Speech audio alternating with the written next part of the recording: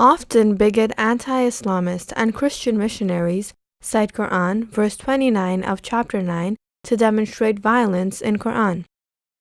How Allah commanded the Muslims to fight with non-Muslims until they are forced to accept Islam and pay ransom to stay alive.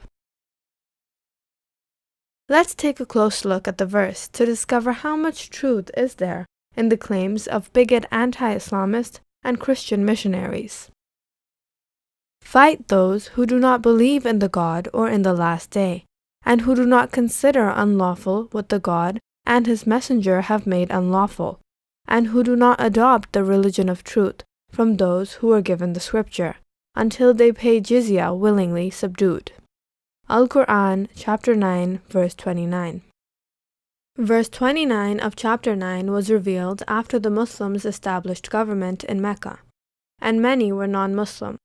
In the first part of this verse, the God is commanding the Muslims, fight with those who do not believe in the God and the Day of Judgment. People who do not maintain the do's and don'ts of Islam. This could also be a Muslim. People who claim they are on the scriptures revealed to previous prophet, like Jesus or Moses, but unwilling to accept Islam, meaning hypocritical, disobedient Muslims and all non-Muslims, till they believe in the God and the Day of Judgment and accept Islam. Now what does that mean? Fight.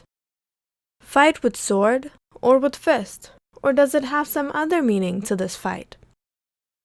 Let us first analyze fighting with sword and fist. Can anyone convince anyone to believe in the God or the Day of Judgment, or in a prophet by punching on the face, or by poking with the sword? No, it will never work. If people are threatened of life, they will pretend to believe in the God and the Day of Judgment, or in a prophet. But deep down inside their heart, they will not believe in the God or the Day of Judgment, or in the prophet. The God knows what we conceal and what we reveal. Therefore, pretentious belief does not count in the sight of the God. Sword and punches cannot induce people to believe or disbelieve. It can only induce people to pretend out of fear. The God commanded Muslims in the Quran, chapter 39, verse 11, say, "Verily I am commanded to worship the God, sincere to him, the God, in his religion, that is, way of life designated by the God, Islam." So what else could it mean? To fight those who do not believe in the God and the last day till they believe in the God and the last day. The actual implication of the word fight in verse 29 of chapter 9 is majorly intellectual fight, an intellectual battle to convince people into sincere belief in the God and the Day of Judgment. Convincing anyone to believe in anything is a fight, and this fight is a fight of words, reasoning, debating, giving examples and signs, etc. The only circumstance under which Islam allows physical punishment or physical fight is for crimes, for example, murder, rape, robbery, not paying government tax, etc.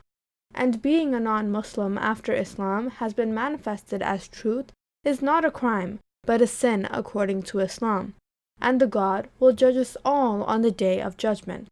The God commanded us in the Quran, chapter 7, verse 87, that, "If there should be a group among you who has believed, Muslims, in that with which I, Muhammad, have been sent, Al-Quran, and a group that has not believed, non-Muslims, then be patient until the God judges between us, Muslims and non-Muslims, and He, the God, is the best of judges."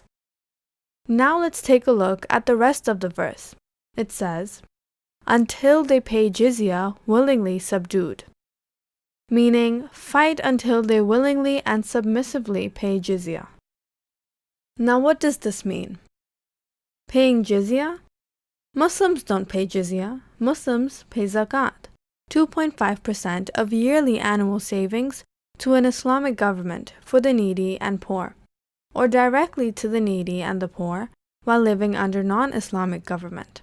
And Muslims are religiously bound to pay zakat, and it's a crime under Islamic government not to pay zakat. What is jizya? Jizya is yearly annual tax, similar to zakat, but not religiously bound, but bound by the government. Whether Muslim or non-Muslim, if anyone refuses to pay zakat or jizya, will be in trouble under Islamic government. And the money for the zakat or jizya are always used for good cause, to help poor and needy, for example, old, orphan, disabled, unemployed, nursing mother, etc., to protect nation, for example, law enforcement, army, etc., to develop nation, for example, make hospitals, schools, roads, etc., and for many more reasons for which every citizen will be benefited, whether Muslim or non-Muslim. If every non-Muslim are beaten to Islam, then who is going to pay the jizya? If the God is commanding the Muslims to fight someone for jizya, that means Muslims have lost that intellectual battle of convincing that non-Muslim to accept Islam. People who have chosen to remain non-Muslim will have to pay the government tax, jizya, as citizens, which is the same as zakat that Muslims pay under Islamic government. Verily, it is evident that bigot anti-Islamist and Christian missionaries are slandering a very beautiful verse of the Quran.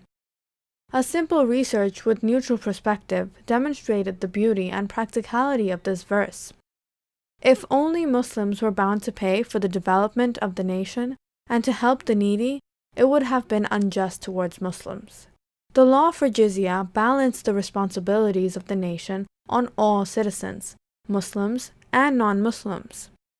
An excellent guideline to govern a nation with people of different faiths, which devoid all form of prejudice and is just towards all.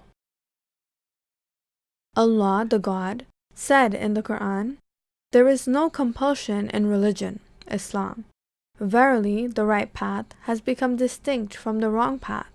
Whoever rejects transgression and believes in the God, then he has grasped the most firm, trustworthy handhold that will never break, and the God is all-hearer, all-knower."